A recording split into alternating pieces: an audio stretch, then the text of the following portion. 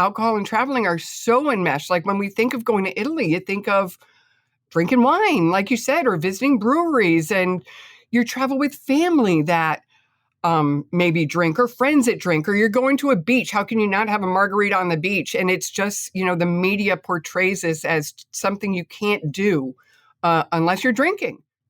And you can. Their fear is that they're going to just like live and be so boring. And so I try to avoid that word sobriety because, alcohol free. It's not a boring life. That was today's guest, Margaret Ward, who is here to share 10 tips for alcohol-free travel.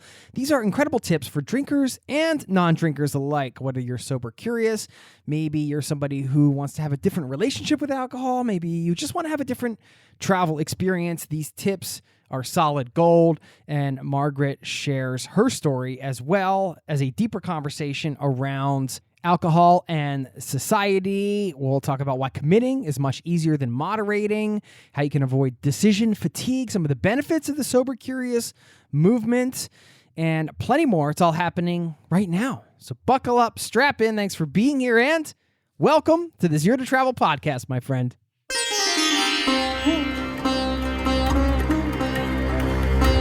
You're listening to the Zero to Travel podcast, where we explore exciting travel-based work, lifestyle, and business opportunities, helping you to achieve your wildest travel dreams. And now your host, world wanderer and travel junkie, Jason Moore. Hey, what's up? It's Jason here with ZeroToTravel.com. Welcome to the show. Thanks for hanging out, letting me bring a little travel into your ears today. This is the show to help you travel the world on your terms, to fill your life with as much travel as you desire, no matter what your situation or experience. So excited to get this one out. Finally, I want to say thanks to Margaret. We had to jump on another call and re-record part that we lost, but we got it all squared away. This episode came out wonderfully.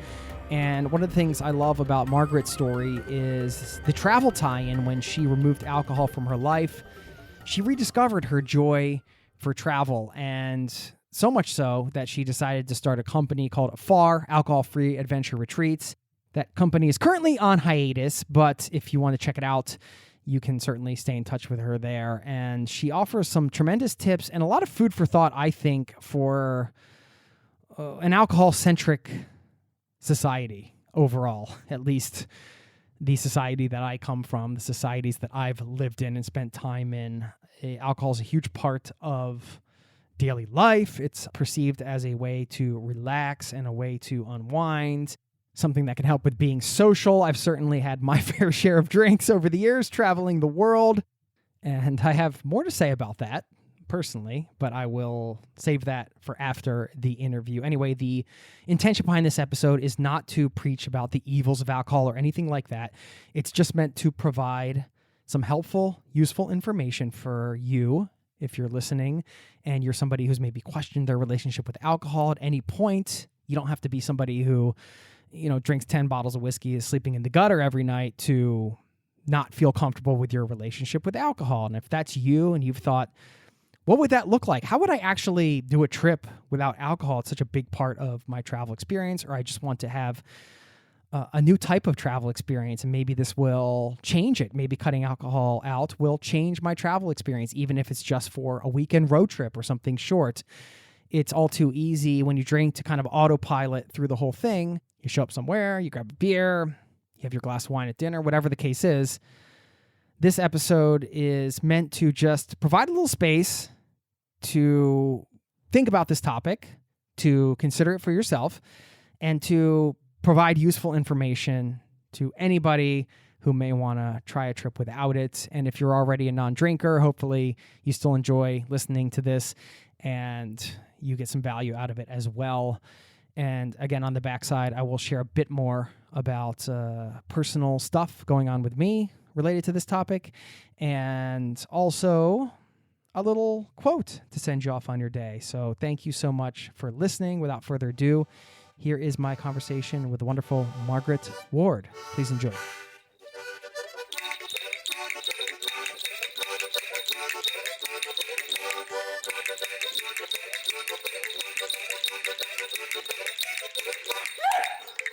Oh my gosh, your mug is so tiny.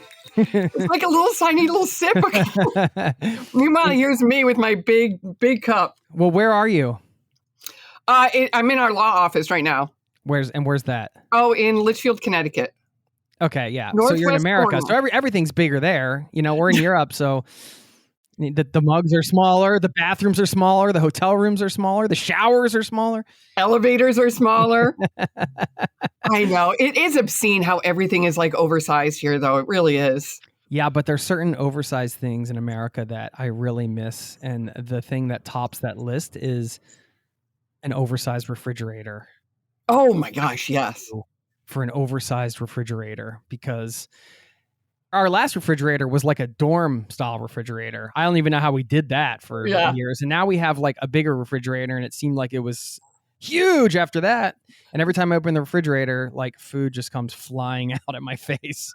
And you have kids. You have kids too, right? Oh yeah. There's yogurts and I mean, I have to put an apron on before I even open the refrigerator, just because I don't know what's going to come out. I guess that's a good strategy. Like if you're trying to diet or something. I hate that term diet, but I guess it depends on what you fill your fridge with, though, even if it's small. That's true. You might just start licking that apron. Anyway, sorry, we're getting off track here.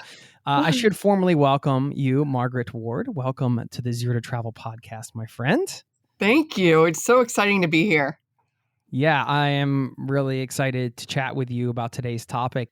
I mean, this is something you have personal experience with, and also something that you also have professional experience with. I want to get into all that, but how did this happen for you? How did you kind of generate an awareness around your own drinking to kind of change your lifestyle around that? Why was that important to you?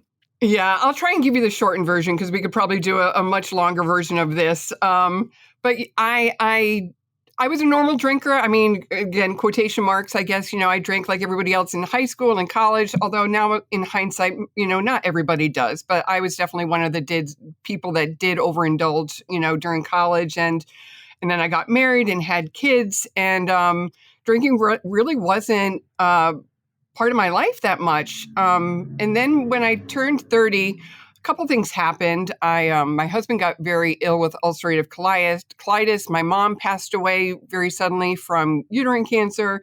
My kids were growing up and getting older. And the way I coped was I turned to wine, and at first it was just at the end of the day, opening a bottle, having a glass of wine, starting dinner, having another glass, with dinner, and then ending, on the couch with a couple more glasses.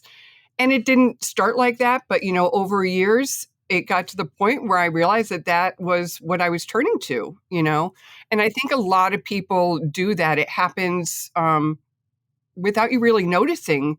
And over time, then you notice it and are like, I got to do something about this, because when I try to stop, it's not that easy.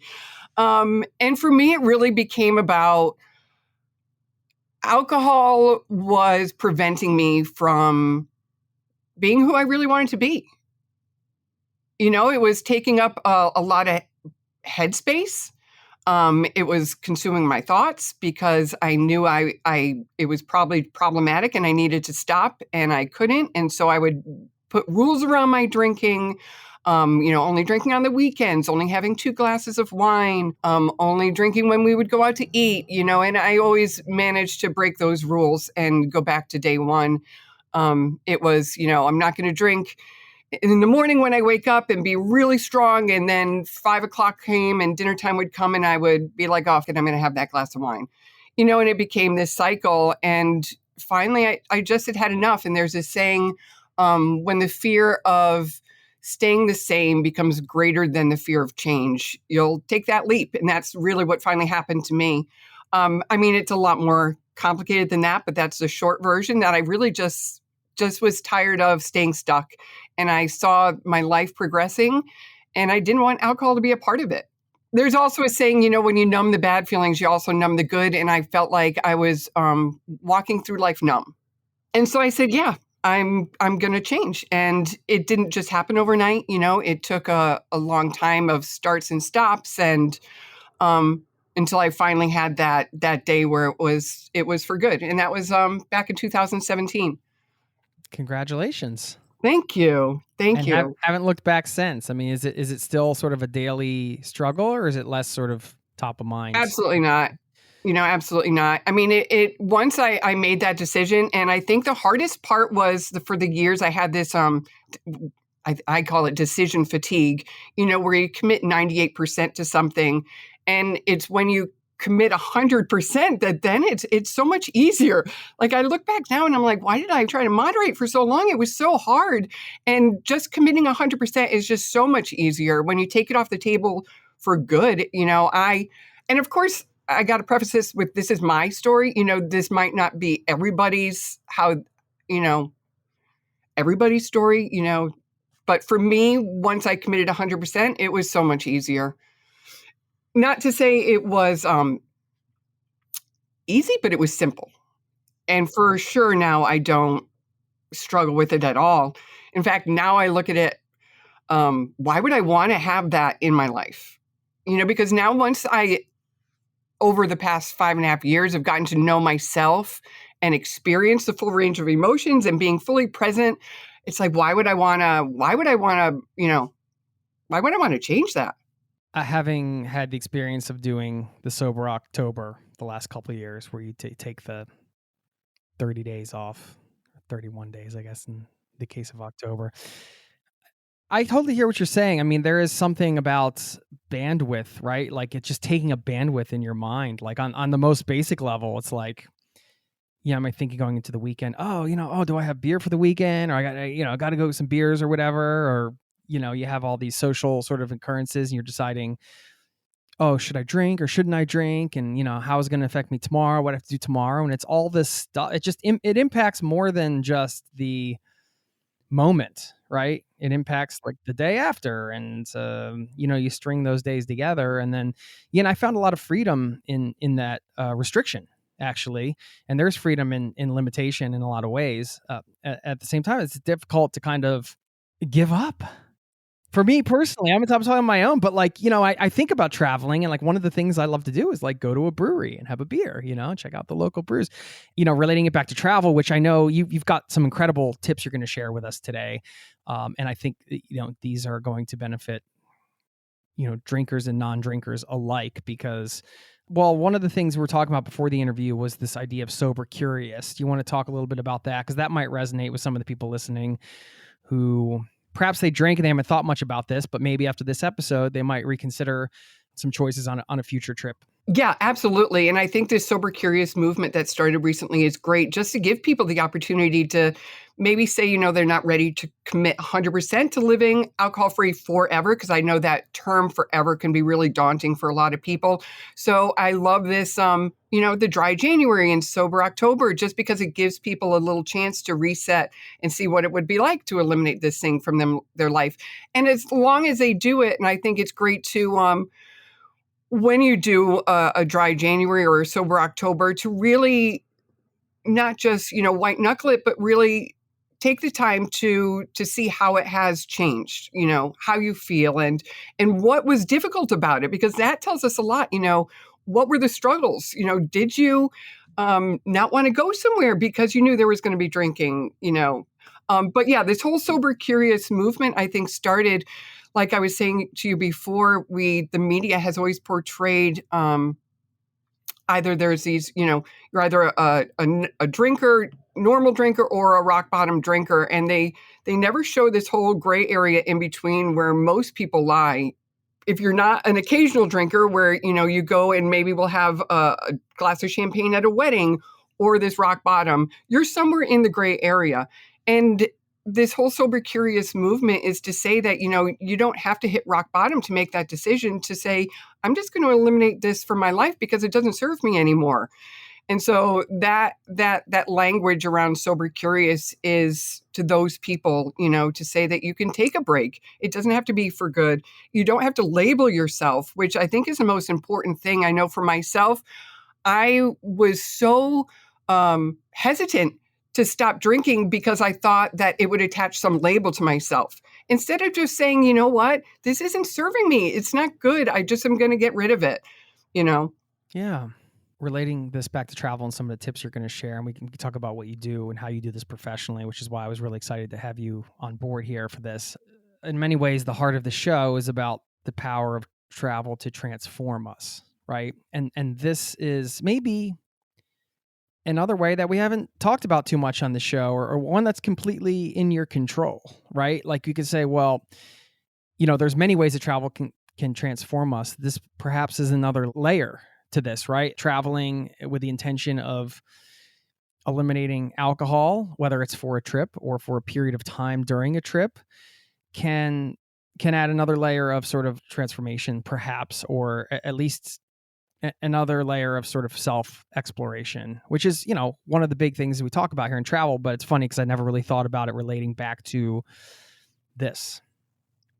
Oh, for sure. For sure. I mean, that's why I started my company, because I mean, the three things I love to do: travel, connection, and, now living alcohol free. Those three things will change you.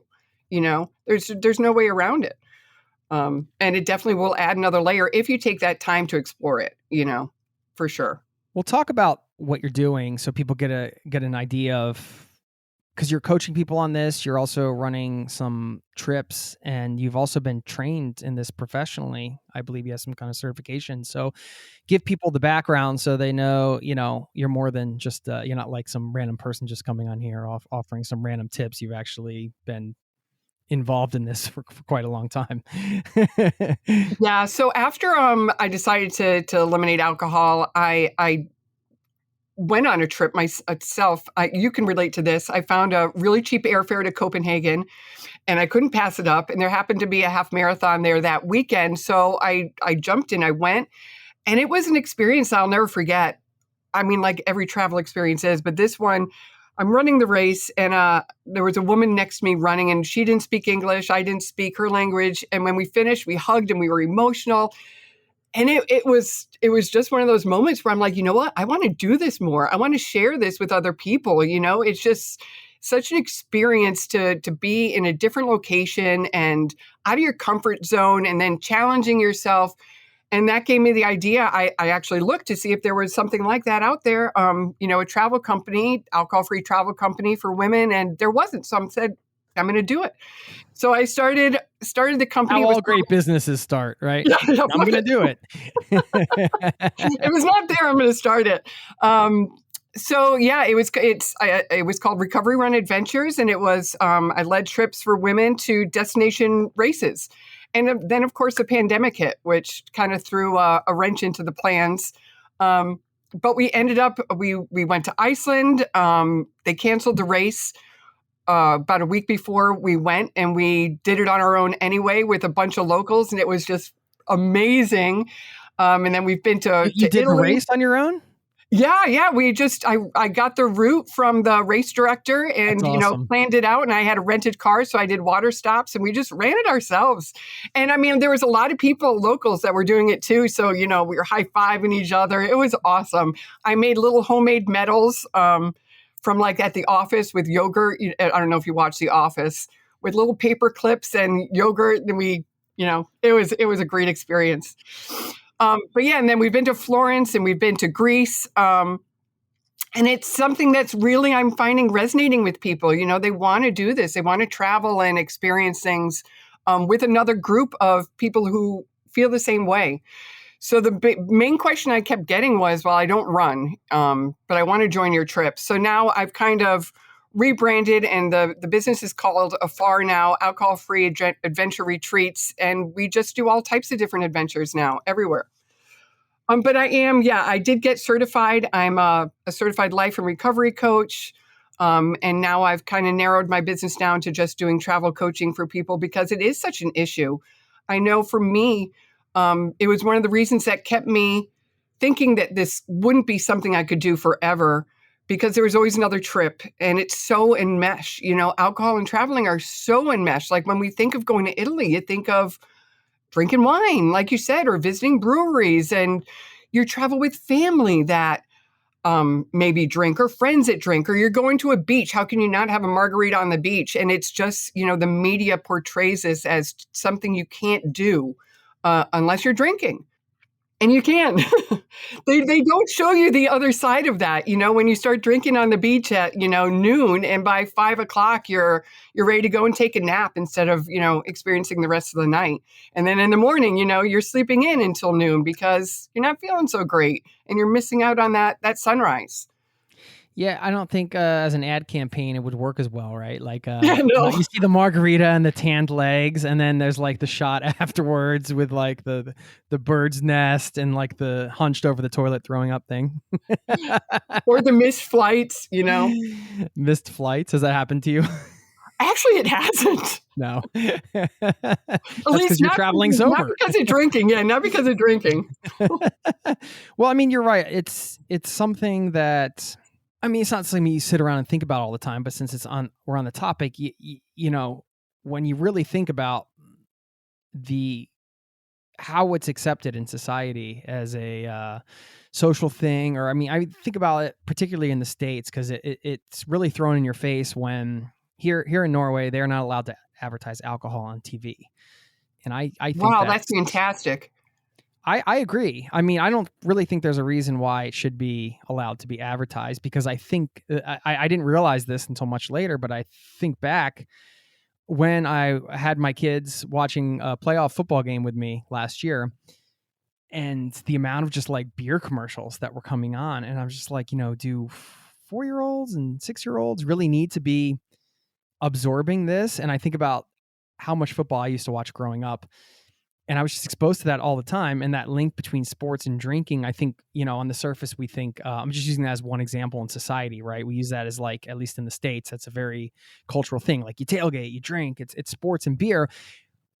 I think that's so rooted and seems so natural because of the marketing and the advertising that people are bombarded with. Because if you think about it, athletes usually aren't the ones like drinking because they can't, because they have to be in top athletic shape. So why do these two things go together?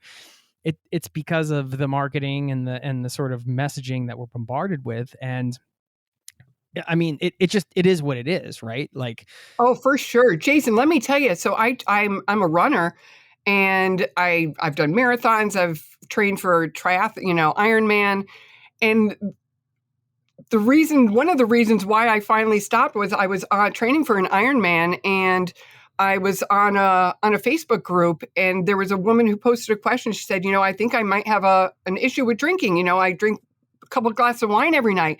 And the responses were all just, we play hard, we work hard, you deserve it, And that was the mentality that was going on. And one woman responded and said, everyone is joking on this thread, but if you're questioning whether or not that you have an issue, you might. And you might want to explore that. And here's my link. She was pretty well known in the world of triathlons. And I clicked on her link, and she had a whole blog post on how she had stopped drinking. But that's how the thinking is. I mean, they give you a beer after you run a marathon, so it's everywhere. It's everywhere. You go to yoga, and it's, yoga and wine. And I mean, let's not even get into the whole mommy wine culture. I mean, there's T-shirts for babies that say, my mom drinks because of me. It's just out of control. I mean, it's true. Mommy juice, I mean, I must say as a father, I can relate to that one a little bit. But yeah, no, it's not lost on me. But when you can see though how it's, after a while, it just becomes like, oh, well, this is what you do. And if you don't do it, there's something wrong with you. If you don't drink, like, what's wrong with you? Like, or you're looked at like, you don't know how to have fun, when it's really the opposite. I mean, I'm not somebody who says, nobody should drink, but it's a depressant. It's not, there's no health benefits to it. So yeah, so what are we calling this list? Is it 10 tips for traveling alcohol free that isn't boring? Is it something with sobriety? Yeah, and I didn't even like the isn't boring thing because, well, go ahead. I mean, I know you have some thoughts. Well, so I have chosen to use the word alcohol free for myself now, just because I think there is such a negative connotation around the word sobriety. People have in their head that sobriety equals like this life of boredom, which, Boredom to me is the absence of chaos, right? So, like, a little boredom is good because it means your life is actually pretty stable. And, like, that's the goal, right? We don't want this, like, living in this life of chaos. But I think when people get sober, a lot of the times they do think, or their fear is that they're going to just, like, live and be so boring. And so I try to avoid that word sobriety because, alcohol free. It's not a boring life. Believe me. That's why I think it's smart not to include a tagline like without it being boring, because that's making the assumption that alcohol makes things exciting, and non-alcohol or alcohol-free or taking away the alcohol makes things like not as adventurous or something like that, and that's just not the case. Yeah, you just have to find healthier ways to get that hit of dopamine. All right, well then, shall we run down into these tips? And I'm sure we'll have some commentary along the way, but I'd love to hear them. Yeah, so I broke them down into 5 things, right? 5 tips you can do before you leave and 5 tips you can do while you're on your actual trip. So I would say the number 1 tip before you leave is to do your research, right? I mean, be a good, smart traveler, do your research before you go, whether that means researching your actual locations you're going to go, because obviously there's certain places in the world that are going to be easier for people to navigate alcohol free. If it's a Muslim country where alcohol isn't legal, then it's going to be a better place to go if you don't want to have alcohol in your face. But even locations where nature is more prevalent, I mean, those are great places to go, especially in early sobriety, because you're going to just want to get outdoors more and not be stuck indoors. But if you already have the location that you're set on going to, then at least do the research of where you're going to.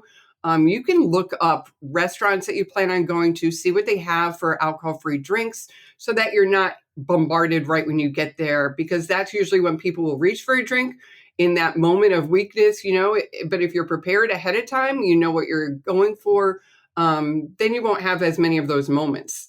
Look and see what activities there are planned for those morning activities. Just do your research. I would say that's the number 1 tip. Okay. And your advice on anticipating those moments, which will inevitably occur, right? Like there'll be something where you go on an excursion and then we'd be like, all right, the bar's open or whatever, surprise, I mean, anything can happen. So you mentioned alcohol in your face. How do you, what's kind of the attitude or what's the mindset there when you're in that moment? I think it's going to be different for everybody, right? Everybody's journey is a little different. It all depends on your reasons probably for being alcohol free. If it was problematic like it was for me, you've got to be ready for those moments, and it gets easier with time, and you just have to realize that you're building new neural pathways here.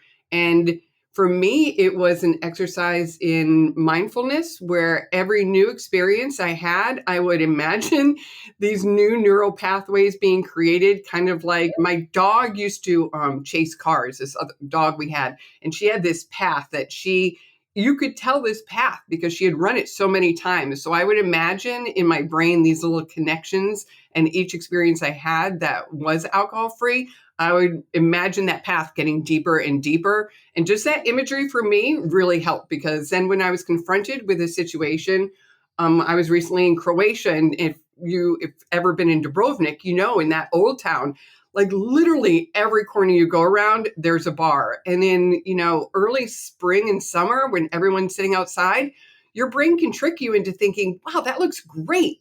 Like, why aren't you doing this? And you got to use those neural pathways and those muscles that you've built and say, you know what?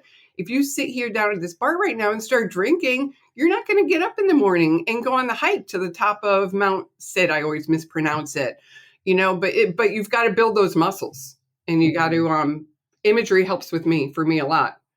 Yeah. The triggers are everywhere, right? I mean, like you painted the picture perfectly there. Like the old town, the bars, the outside table, the cold beer. Yeah, but it's great. Like I said, the more you build that muscle, like, so now, I mean, that is no longer like triggering for me, because I've now sit down and can have, a ginger beer and cranberry, and the experience is just as great and obviously better because I'm not then tired the rest of the day, and I can, have great conversations while I'm sitting there and actually remember the conversation. So, it's just building those muscles though. I think remembering the conversations is always a good thing, right? Yeah. All right, that's great. So do your research. Number 10, I guess, or the before you go. Yeah, well, I said it as number one because I mean, before you go, you probably would, that's the number one thing to do. Pick your place. Depending on like where you are at, yeah, you're gonna choose wisely. Number two, we'll go on to number two. Is actually flows right into this. Is think ahead about what those triggers are going to be. And like I said, for everybody, those triggers are going to be different. For some people, airports are huge triggers, because it's a place where it's okay to drink at 9 a.m. I don't know any other place Baffles on my earth mind. where So where funny, that happens. isn't But it? for some reason, it's okay to, start drinking in the morning at an airport. So, again, doing your research for airports, you can download maps, airport maps, and airports have some really cool besides bars in them. Like I never knew this, but you can get massages. I mean, there's just so many things you can do in an airport. I mean, my favorite thing to do is to try and find sleeping people and take selfies with them. I don't know. I think that's hilarious. But there's so many fun things you can do in an airport, even just, get your laps in, go walking, but you can download the map ahead of time. But think through those situations that you think are going to be difficult. If it's going to be, you're going to have a family meal, one night at this great restaurant, think ahead to what you're going to do. Think if you even want to go on that family dinner and have those conversations before you go on the trip so that you're not confronted with it right then. But like I said, everybody's triggers are going to be different. But if you can think through what those are, everyone has their reasons for why they're going to decide to live alcohol free too.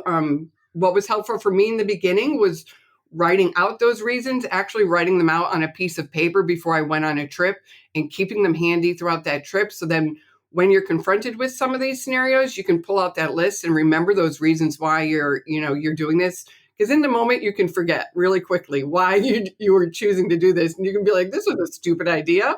Why did I think this was a good idea?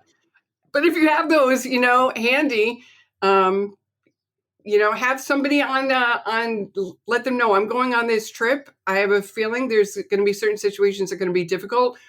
Can I text you even if it's 4 a.m, because of the time change, have somebody that you can reach out to that you have felt, comfortable sharing this with. Yeah, I like the idea of writing that out. And even if you're doing this just experimentally, like you're not doing this to live a sober life forever, it's pretty easy to think about, like we described the outdoor bar scene in Croatia or whatever. I feel like it's pretty easy to kind of think about what the triggers might be.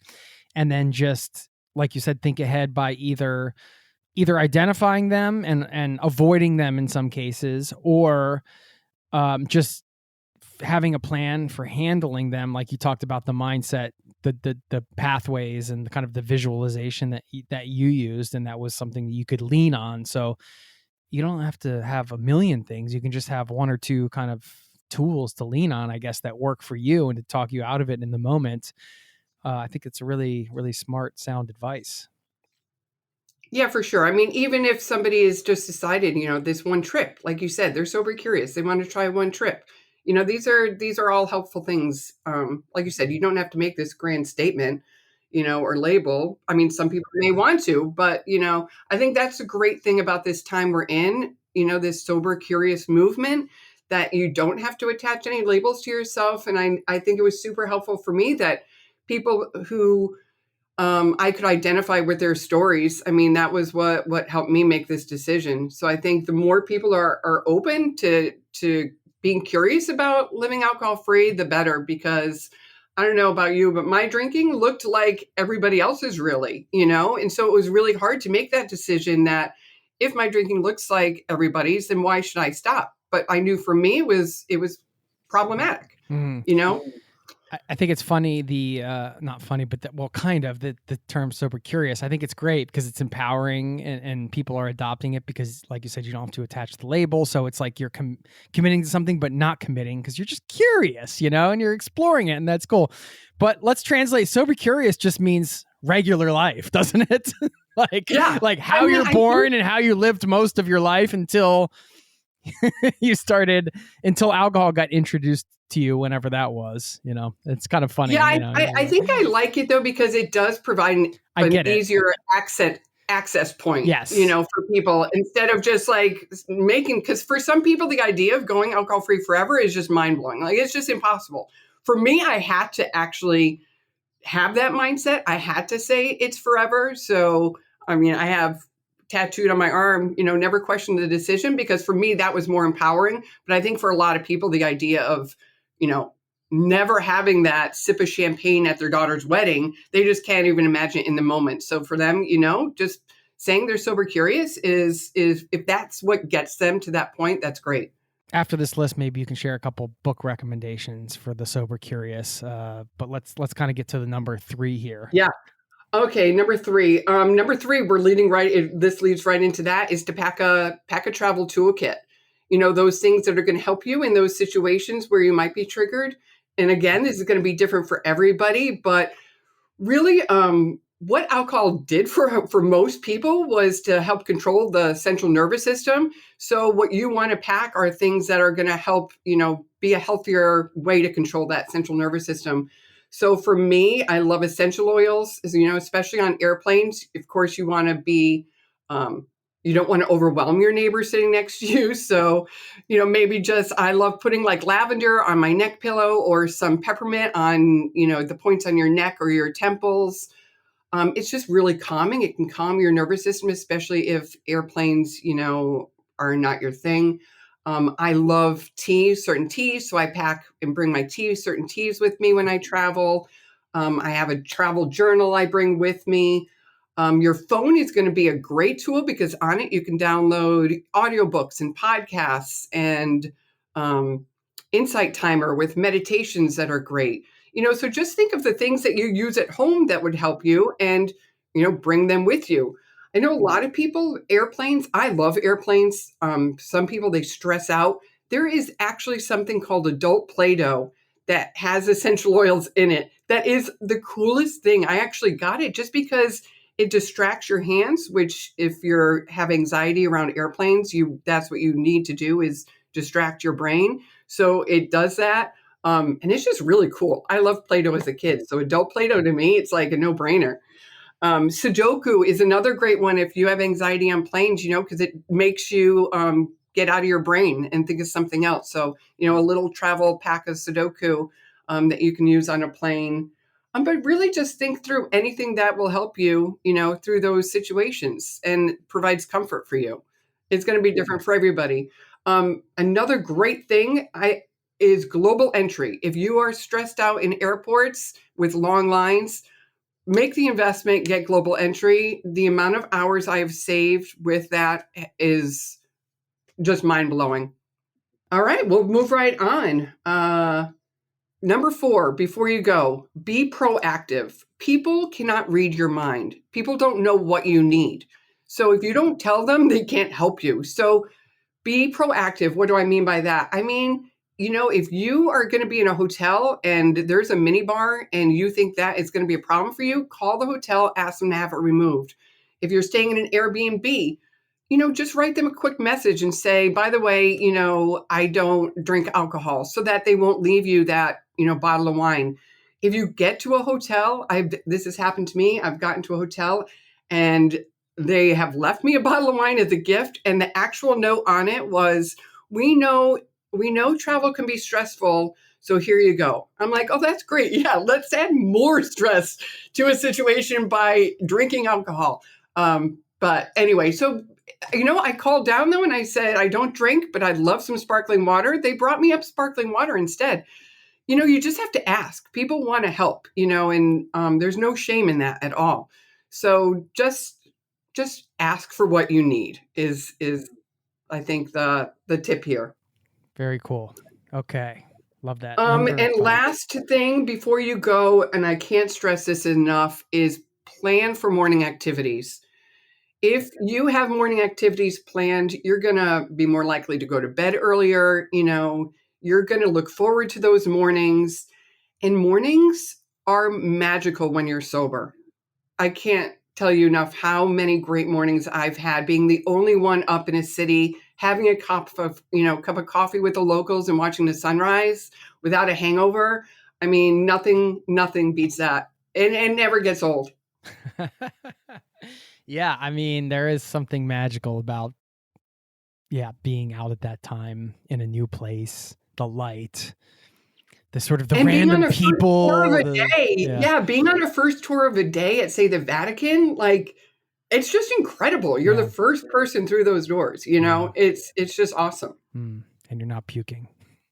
Yeah, it's always a good thing. All right, we're into the second half of the list now. Okay, 5 tips for things you can do during your trip that will help it run smoothly. Stick to your routine. So if you are a person who wakes up every morning and has their coffee first thing and, goes for a run, don't change that when you're on vacation. I mean, stick to your routine as closely as possible. Our habits, are what keep us regulated. So as close as you can, I would say, no matter where, if you're a night person, just stick to being a night person. If you're a morning person, stick to being a morning person. If you eat a big breakfast, eat a big breakfast. Don't change your routine just because you're traveling, is the tip there. Yeah, no, that makes a lot of sense because you're staying in your healthy patterns, I suppose. Yeah, and if you throw that off, then your whole brain is going to start, questioning every single thing you do, which is not what you want it to do. You want a nice, happy brain when you're traveling. And so that means too, if you take certain, supplements or whatever, bring them with you. Don't leave them at home. Bring them with you when you're traveling. And along the same lines, the next tip is, this seems really simple, but when you're traveling, like, I can't tell you how many people don't remember to do this. Stay hydrated and remember to eat.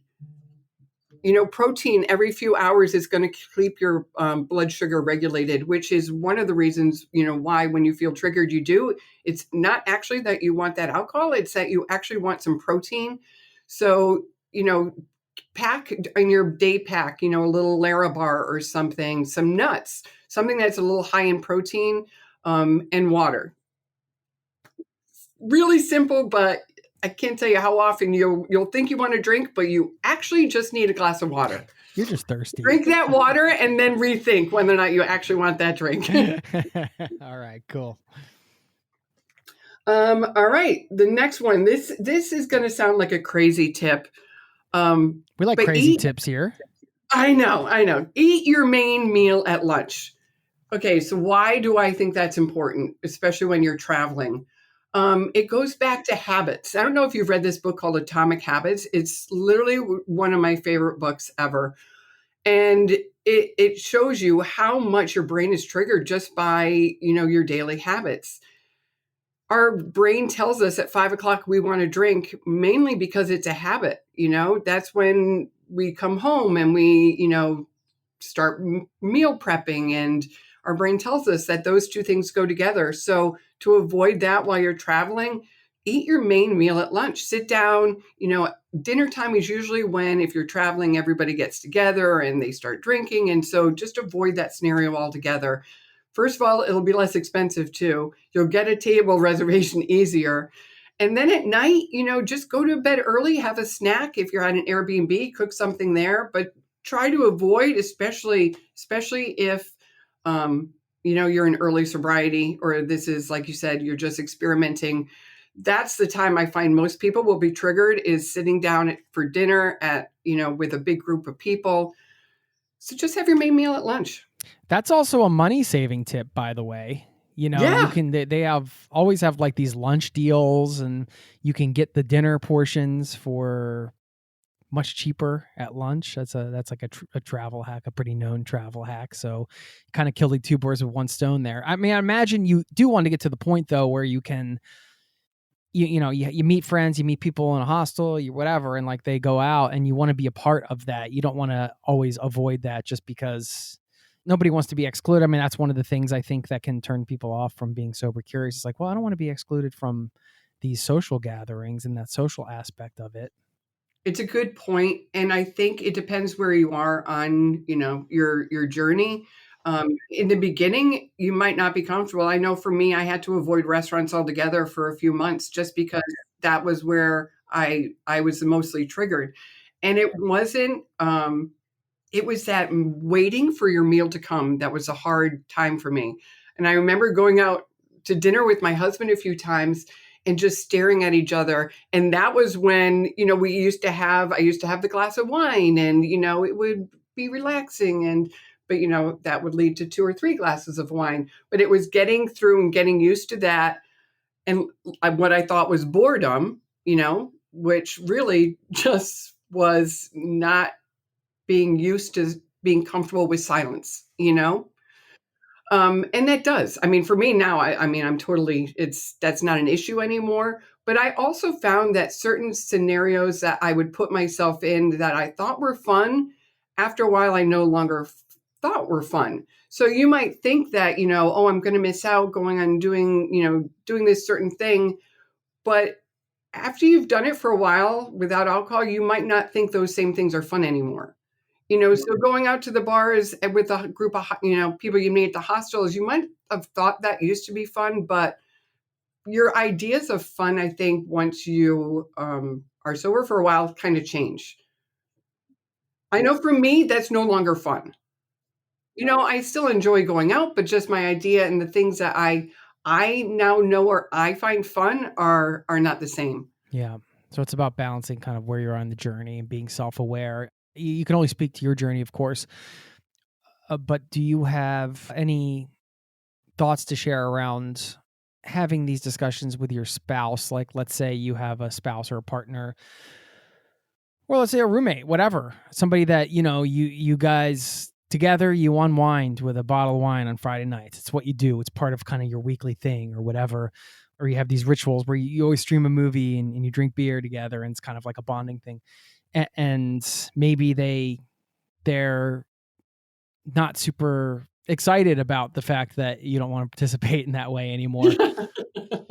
What do you? You're putting this very gently. Well, I don't know if there were any conversations like that for you with your husband or whatever. Maybe just people you've talked to, and you could share you can be as personal as you want here or not. I'm just curious what your thoughts are around this.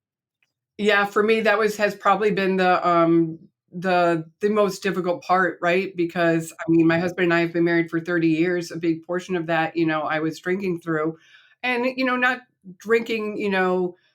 It's hard to compare drinking levels, but drinking like I would say the average person does. So when I stopped, it was a big change in our relationship. Because that's what we used to do. And yeah, it's difficult, and you have to have conversations, and it depends on how important the relationship is to you. And I think the people that are important to you, it's important to have conversations with, and you have to get curious, and you have to find new ways and new things to do together. But it's definitely a journey. Mm-hmm. Yeah, cool. Thanks for sharing. My husband and I, we started hiking together. Yeah. Instead of going out and having, wine on the weekends, now we go hiking. It's great. Getting outside, get exercise. Yeah. Not everybody will understand though. No. Yeah. Mm-hmm. And I think that is a hard part. Can bring up some tough conversations, and I'm sure with, or reconsiderations perhaps, with people you spend time with, and that could be friends, family. Yeah. Yeah. A lot of people will get defensive because I think they think, you stopping somehow is a reflection then on their own drinking, or they feel like you might be judging them in their drinking. So it brings up a whole lot of emotions in a lot of people. Yeah. The reflection thing is, yeah, you could say somehow it does, but also it just kind of happens, doesn't it? Like, I know everybody's been in those scenarios, right? Like you let's say you're single and you attend a wedding and you start thinking, oh, I wonder when, that person's out there for me, or, these kind of things happen. So I don't know the numbers, but at least in my interactions around the world, it feels like that the majority of people are drinking. So being the non-drinker, again, I'm not from like a Muslim country or wasn't, from my background and my travel experiences. So you would be in the minority in that sense, in terms of like being a non-drinker versus the drinkers, of course, depending on who you're hanging with and what intentions you have. So what you just described, this idea of other people maybe reflecting on their own use because of your abstinence, is a real thing, I think. And one that is, it's an unpredictable thing, and you can't control how somebody's gonna, you have to just be you, right? I mean, For sure. And I know, I know we live in a very alcohol-centric society. I mean, everything is centered around alcohol. I mean, I'm a very active runner, and you would think that within the sports, that there wouldn't be alcohol, but there is. There's like a marathon that is centered around every water stop. You drink wine instead of water. I mean, how crazy is that? But that's where we live, the society we live in right now. So yeah, when you make this big pronouncement that you're not going to, and especially when you're in that gray area we talked about, which is where literally everybody is, unless they're a non-drinker or a rock bottom, we're all in this gray area. So if you're in that gray area and you say you're going to stop drinking, it's going to bring up a lot of emotions in a lot of people. But I think it's really important that's like I was saying to you before, that more people who are in that gray area and decide to stop, open up about it, because it opens a doorway for so many other people, to say, you know what, I can get off this elevator a lot sooner, yeah, than later. And I can just do it because, I want to live a healthier lifestyle. Yeah. And I want to be a better parent for my kids, I mean, whatever the reason. Right. The why is important. Yeah. All right. We got 2 more by my count. Is that right? 2 more. Yes. So treat yourself. Treat yourself. I love that. You are saving money by not drinking, right? Yes. You are saving money, and our brains love to be rewarded, and they connect the reward with the reason. So, if you're go get that spa treatment and tell yourself, I'm getting this spa treatment because I'm not drinking. And, it's going to connect those two, and it's going to help you. This is from the book Atomic Habits, which I love. But it's that connection, to why you're rewarding yourself that then will allow you and want you to continue on this journey if it's what you want to do. That's smart. That's very, very actionable and very concrete, and also based on science, it sounds like. It's super based on science. I really highly recommend the book Atomic Habits. Mm-hmm. It really was a game changer for me. Okay. I have to revisit that. I made it like partway through the audiobook, and then I kind of dropped off. I need to get back in. It's all about identity-based habits, which is, thinking about the person you want to be in the future. And then every day, every little decision you make, being it based upon that person you want to be. And then all of a sudden, you actually are that person that you want to be. And those habits are your own. Yeah. Amazing. Which is really great. You don't have to make these huge changes. It's just everyday little changes towards that person, that identity you see yourself as. These are great tips. And also there's just kind of reflecting on this now as you're speaking. I mean, some of these strategies and these things, they can apply to other things, right? If there's other things that you feel are detrimental or things you want to change about your lifestyle, not everything, but some of the things you're sharing, I think for the listener here, just to give you a little more to reflect on coming out of the interview, whether it's Sober Curious or something else, I feel like there is some great value here for changing habits and awareness around, these types of things. Well, I always give the example as a runner, like you don't want your goal to be, I want to run this marathon, because then when you complete the marathon, then what, So your goal is you want to be a runner because that's an identity. So I want to be a runner. And I'm going to have this goal of running this marathon. But when the marathon is over, I'm still going to be this runner. So what am I going to do every day that someone who is a runner would do? I'm going to, get up. I'm going to put my sneakers on. And, you then have piggyback habits. One thing works off the other until, one day you wake up and you're like, I'm a runner. Okay. I like that. Yeah. That's like you said, the goal is the identity, I guess. So, well, I mean, identities can come and go, right? Like we're kind of always changing. We're our core selves, but then we might be. I was a skateboarder for a long time. I don't necessarily identify as a skateboarder now, but maybe a little bit. You know, I do. I still have a skateboard. Jason, we could go deep here. We could really Yes. go deep because Yeah. let me tell you, that's something I've been thinking about a lot lately is, like what is our identity and how do we identify ourselves? And we're more than just our job or, an alcohol-free person. We're so much more than that. Like we're our core Right. values and, but yeah, we could go deep. Yeah. Well, I mean, you could also think about what do you associate with an identity, right? If you're in this case, if you're trying to establish the identity of, well, we already talked about it. Like say I'm sobriety, for example, you said it might have negative connotations to people. Well, if you're linking those negative connotations to that identity, then it's going to be hard to embrace the identity of sobriety, which is fine. You're aware of that. Then you need to reframe it and maybe sober curious or something else, which is where these sort of terms come in that you might say, well, this is semantics. But if it helps you embrace a certain lifestyle or culture or whatever that you're trying to add, and you need to reframe or redefine what that identity means to you. And I love that. I think that's empowering, this idea of that you can adopt an identity of, let's say, a runner, but you can determine what that means. And that can cause negative or positive things to happen, right? Like if you say a runner is, and you look at like X, Y, or Z ultra runner who runs, 100K thing, is just like, now you're maybe that's inspirational. Maybe that's like, oh, I'm never good enough. I'm never going to be good enough. So you have to like really be careful with how you identify your identity. I don't identify as an alcoholic. To me, that's not empowering, but for some people it could be, So yeah, you got to do you.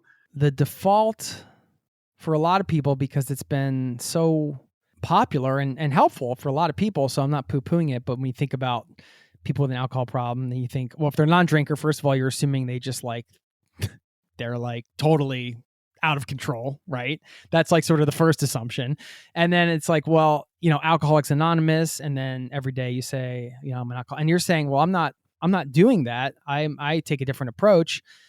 And I think we can talk about more about that in a minute. Let's get into this final tip, because this is going to tie in with something I want to share. Exactly, because the last tip is to check your mindset. Okay. Yeah, there you go. A lot of times if you go in and I think you're feeling deprived, like, I don't get to drink, poor me, this sucks.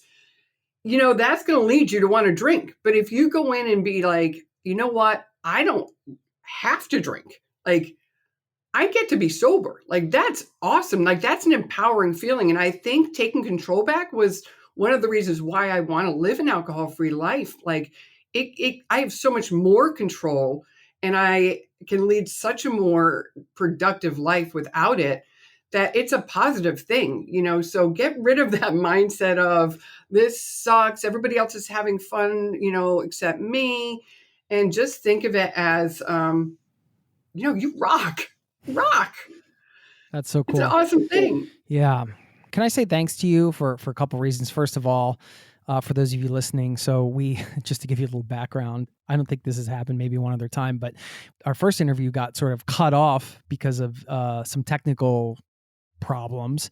And so we recorded this whole tip section, but you were kind enough to come back and re-record this part for the audience so we could go through these and share these. But I discovered this as I was listening back and we were about to publish it. And I was like getting inspired by the interview.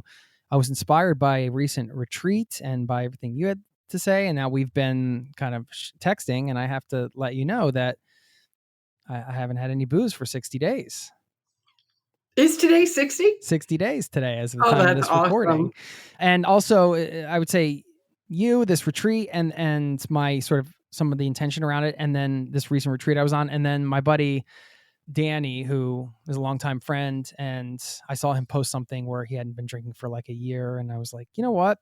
All these things are kind of coming around, and I'm not a guy like you described, like you're drinking as like sort of normal drinking, right? Like have Well, what we term normal, yeah. right. Yeah. What society might term normal. Yeah. Like, it's okay. It's Friday night. Might have a beer or two, might have a beer or two on Saturday. If my friends get together, I'll have a few beers with them.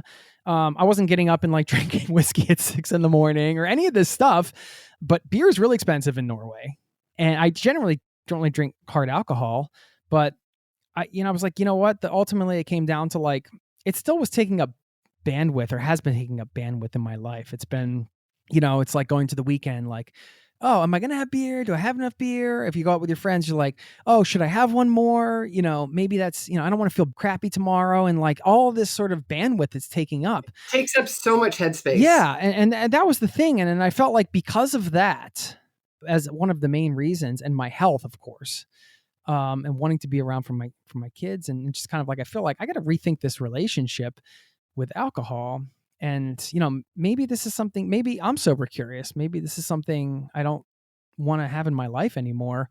And I realized like, I'm like a man of streaks, right? Like when I get an exercise streak, I'm in a good flow. If I break it, I'm like, uh-oh, here comes the chocolate and the rest of it. That's me. But, for the bandwidth reason, I had to just like make a decision, because I'd be in the same, all the bandwidth would still be chewing up. Okay, should I do this now? Or, should I buy some beer for the weekend? Whatever. And I'm just like, you know what? This is just almost easier not to. Yeah, I just wanted to change my lifestyle in that way. I just wanted to share. I don't know why. I wasn't sure if I would share it, but I thought this was an appropriate time to share being on with you. It's been really nice to be committed to this. And perhaps I thought, well, okay, let me just share where I'm at with this right now. And we can talk about it a bit more if you want. There's been a couple helpful books that I'll share, but I know you sharing your story, Danny sharing his story, being on this retreat, and then talking to some other people, like all of them, hearing everybody else's story and reading these books helped me. So if I'm just sharing honestly of where I'm at right now and what I have going on and why I decided these things, then maybe that makes somebody else think a little bit too, or whatever. Again, I'm like right with you. Like let's go hang out. Let's go, have as many beers as you want. Like, let's laugh and have some good times. I'm just telling you where I'm at right now. Will this last forever? Like, I hope so. That's not the right attitude. Maybe, I'm still like jonesing attitude for a beer sometimes. And even saying this out loud is scary, because I feel like, oh, now I'm like, being held accountable by, everybody listening or whatever. But in a way, like, that's part of the reason to kind of say it out loud too, because I haven't really told anybody. I mean, my wife, she knows. I just kind of cut it out, but none of my friends know or anything. And I don't know if I needed to make it a point to tell them, or if it comes up, then I'll just say it. And I don't know. I want to have a good time without it. And I know I can. And well, I think that was one of my main reasons for wanting to be on too, to show people that, what, people think they can't go to, oh my gosh, how do you travel to Italy and not drink? And how do you go to Paris? And how do you do this? And how do you do that? It's like, it's so, so, so great. You can do it. You can do anything, it just takes practice. It just takes some practice and, using some of these tips to get through, some of those like icky moments, and then you'll get there and you'll freaking have a blast.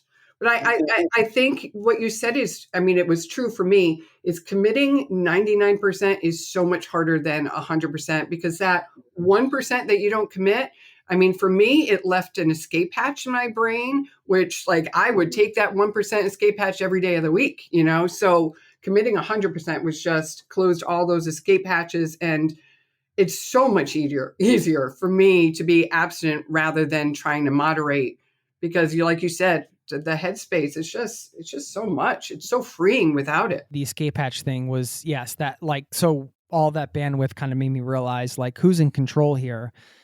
You think, the illusion was that I'm in control of when I want to drink, and I moderate, and I don't go out and get wasted and all this stuff. And that's fine. Oh, I might go out and have a couple beers, whatever. I'm in control. But if it's eating up all this headspace, and it's a constant question of, should I have another one? Should I do this? Do I have it in the fridge? All those things I talked about. Then I'm not really in control. The alcohol's in control. And once I kind of realized that, I'm like, well, this is, I'm taking back control, essentially. I'm not a control freak, but I want that kind of control over things that come into my body. And the books really helped. So the Alan Carr book that my friend Danny recommended, that was the first one I read. I can link to these. I think it was called Stop Drinking Now or something like that. Yeah. Yeah. Alan Carr. Or is it The Easy Way to Stop Drinking?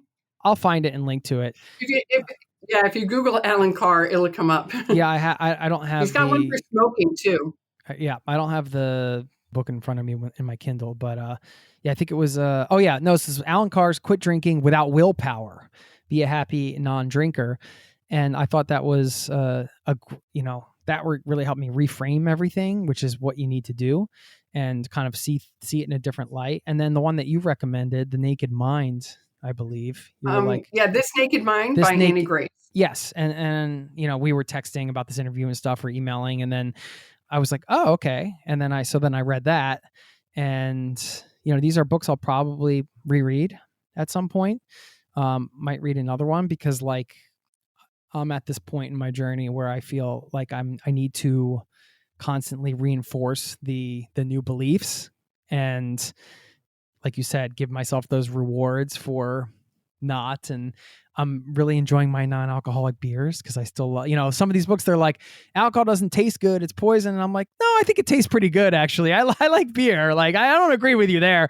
But the thing is, there's so many great ones now, there's so many companies are coming up with great options now. So if you do like the taste, there's no reason to not drink the one without alcohol, because it tastes the same. So I have my salty snack, I have my non-alcs, and I can be there right with you, laughing and having a good time, and it's all good. No judgment on my end. I'm just sharing what the journey I've been on and why, and a little bit around that. So I just wanted to say thank you for being supportive and for sharing what you did before to kind of reinforce the things I was learning and being a part of that decision in the way you were. So thank you. Oh, I'm super excited for you. And I'll just mention one other book. I know you haven't read it, but it's Holly Whitaker, Quit Like a Woman.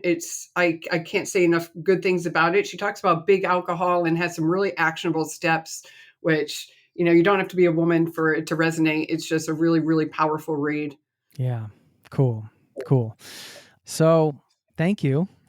Well, thank you. No, and like I said, I'm so happy that you agreed to do this interview with me, because I think the more stories that are out there, the more people it might help. Do you have anything else you want to share here, or?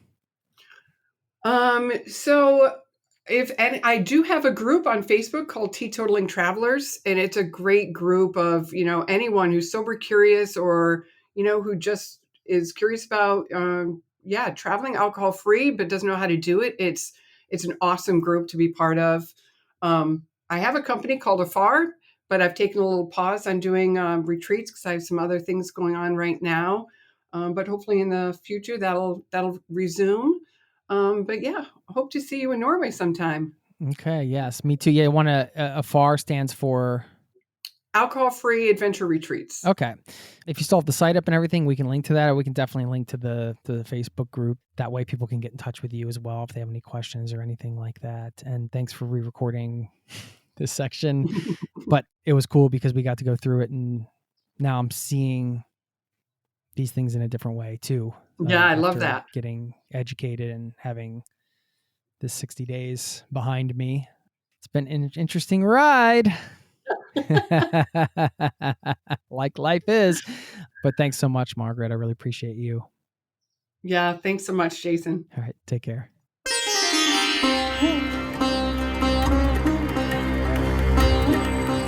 There you have it. Thank you very much to Margaret Ward for stopping by, sharing her tips, her knowledge, her story. And you heard it at the end. I just honestly shared where I'm at. That was pretty much it. I will say, as an update, no, I haven't had any beers. I've had a lot of non-alcoholic beers, though. But at the time of publication for this, it's 99 days. It'll be 100 days tomorrow.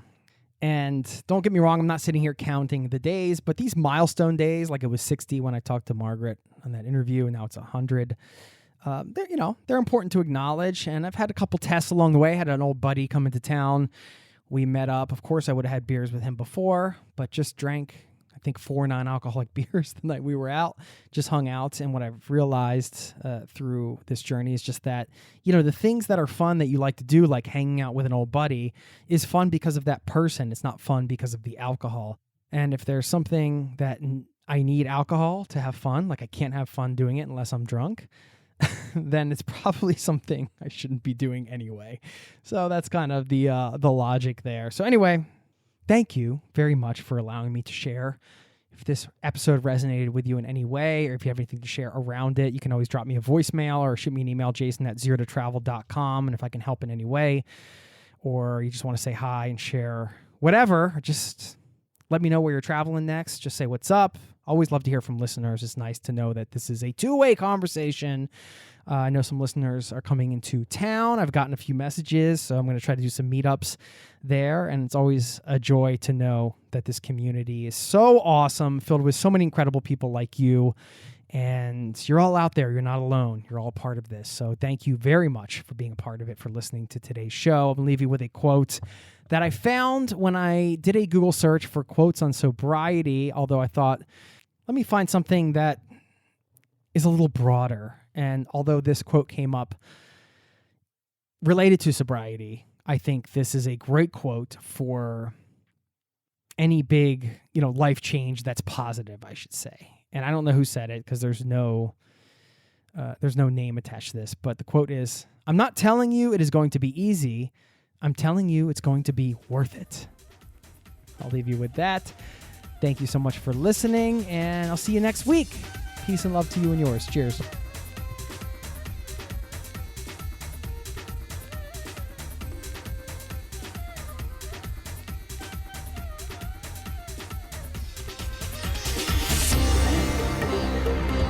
This podcast has been brought to you by zerototravel.com. Ideas and advice